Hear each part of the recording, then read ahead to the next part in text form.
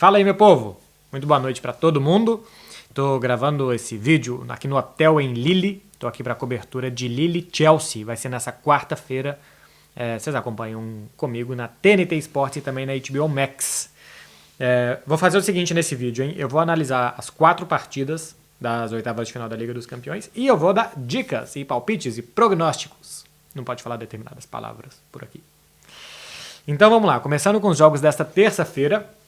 Talvez o filé mignon, Manchester United e Atlético de Madrid.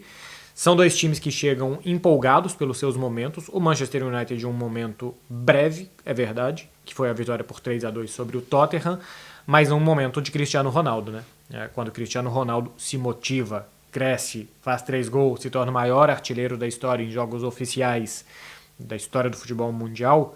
Claro que o Manchester United ganha uma sobrevida, porque tem um cara desses de um nível que não aparece há décadas, como é o Cristiano, muito motivado e que vai muito bem contra o Atlético de Madrid. O Atlético, por outro lado, vinha num momento muito estranho, perdeu do Levante em casa, tomou 4 do Barcelona, teve um jogo contra o Getafe que ganhou de 4-3 no finalzinho, estava perdendo 2-0 para o Valência, virou 3-2 no final.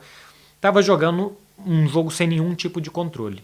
Depois do jogo contra o Manchester United, que ele foi bastante sólido, mas não matou o jogo quando foi melhor, ele fez bons jogos no Campeonato Espanhol, inclusive ganhando do Betis, que é um bom time da Espanha essa temporada, que demonstra cansaço nesse momento da temporada, é verdade, está jogando todas as competições, mas o Atlético de Madrid conseguiu uma boa vitória sobre o Betis, ganhou no final de semana do Cádiz 2-1, João Félix está vivendo o seu melhor momento desde que chegou ao Atlético de Madrid, inclusive marcou no jogo de ida.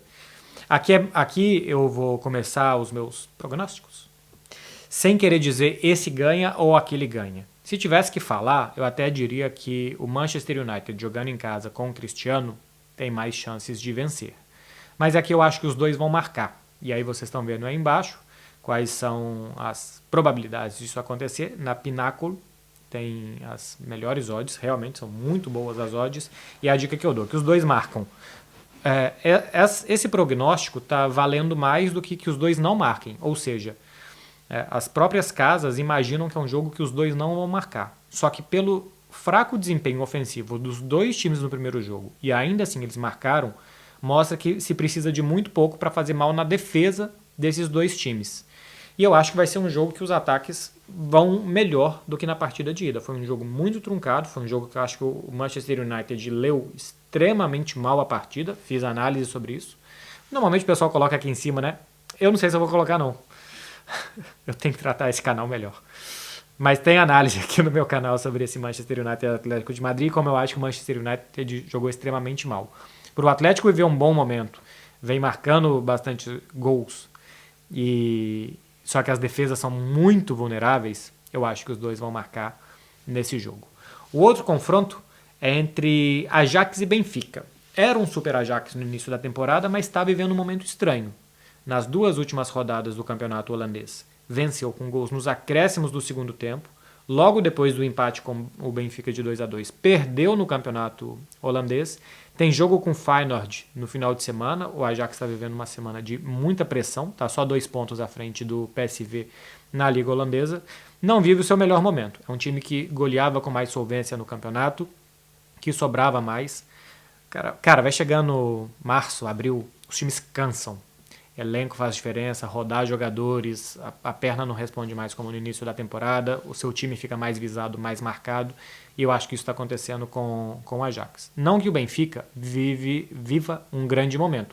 Empatou com o Vizela em casa no final de semana, foi uma grande decepção, inclusive para mim, que estava colocando uma fezinha aí no Benfica no final de semana. Foi uma grande decepção, mas é um time que encarou bem o Ajax, que jogou as mesmas cartas que o Ajax no jogo de ida, um futebol rápido, de transição, de velocidade, de marcação em cima, e se deu bem. Fazer isso na Johan Cruyff Arena é muito mais complicado, então acho que o Benfica vai ter muito mais dificuldades. A lógica desse jogo é que o Ajax vença e vença bem. Se a gente for pegar o que toda a temporada mostrou, é um jogo que o Ajax vai vencer por uns 2 golzinhos de diferença. Eu acho que pelo momento e pelo que o jogo de ida mostrou, não é um jogo para o Ajax ter essa diferença toda. Então tem aí Benfica mais 1,5.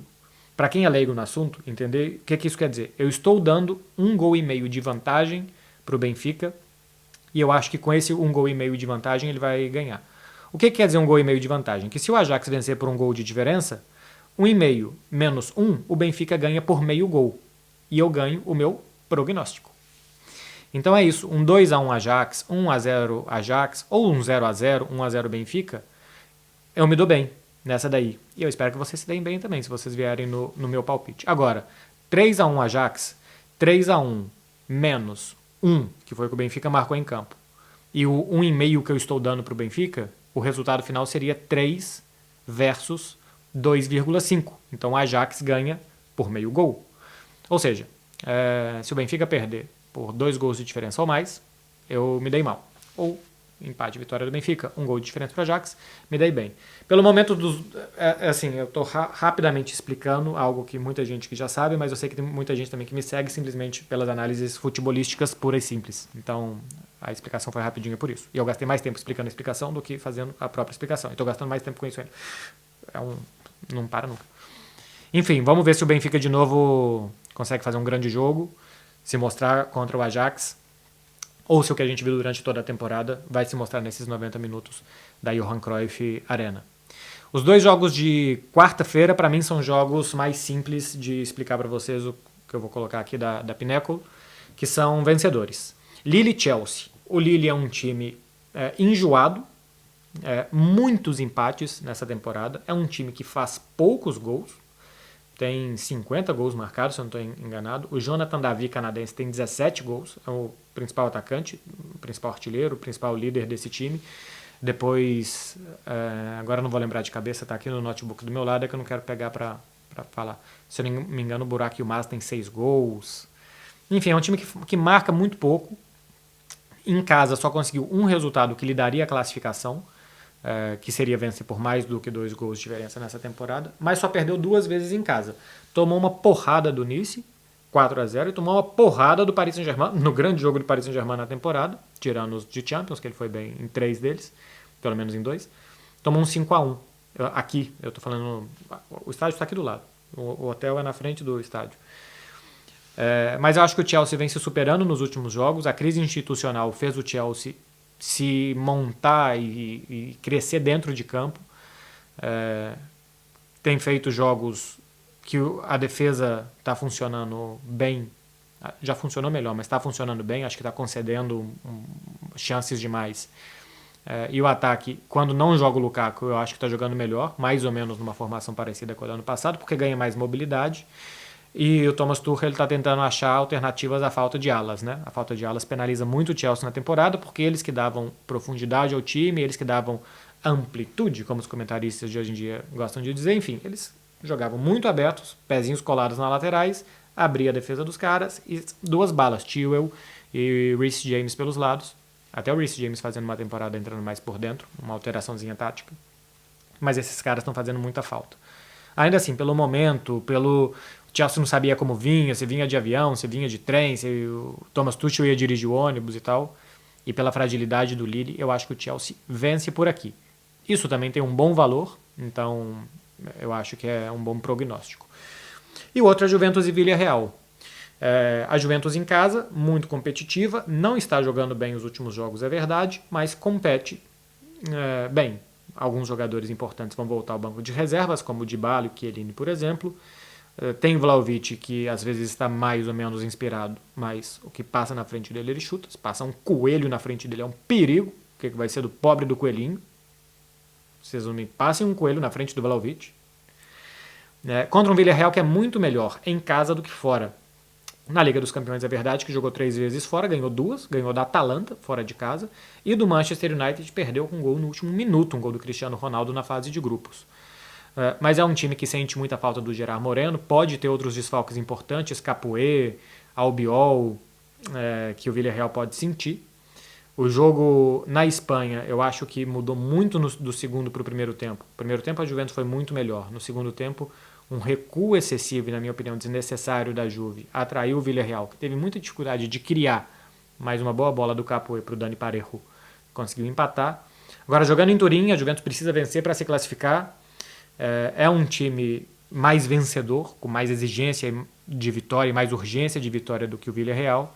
E o Villarreal tem tido, pelo menos externamente, um discurso de é muito difícil pra gente, a Juventus é a favorita, vamos jogar as nossas cartas e ver no que é que dá. Pelo valor que a gente vê aí da pináculo desse jogo, vale na Juve. Vale na Juve.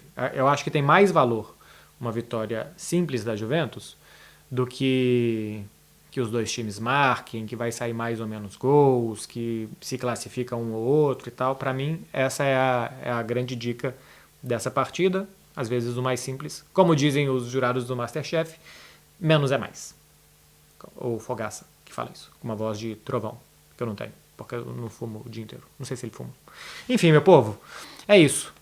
11 minutinhos de análise dos jogos e também de prognósticos das partidas para vocês.